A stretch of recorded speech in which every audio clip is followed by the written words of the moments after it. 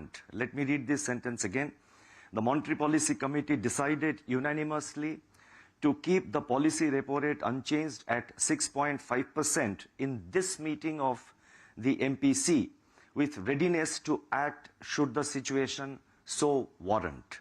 Consequently, the standing deposit facility, that is SDF rate, will remain unchanged at 6.25%, and the marginal standing facility, that is the MSF rate, and the bank rate at 6.75%.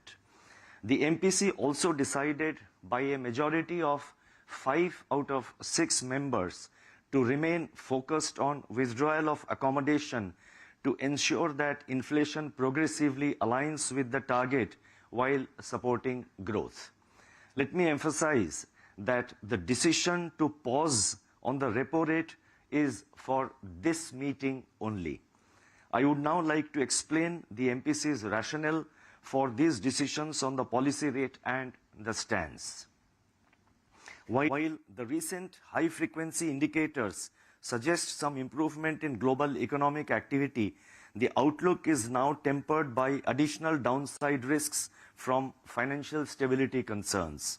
Headline inflation is moderating but remains well above the targets of central banks.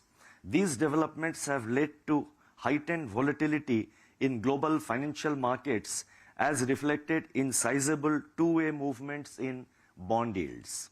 Fall in equity markets and the US dollar shedding its gains from its peak of September 2022. Amidst this volatility, the banking and non-banking financial service sectors in India remain healthy, and financial markets have evolved in an orderly manner.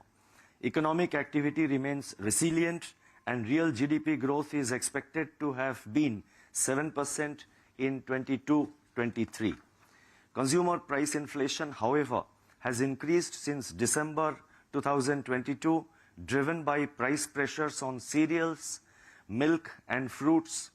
Core inflation remains elevated. Looking ahead, headline inflation is projected to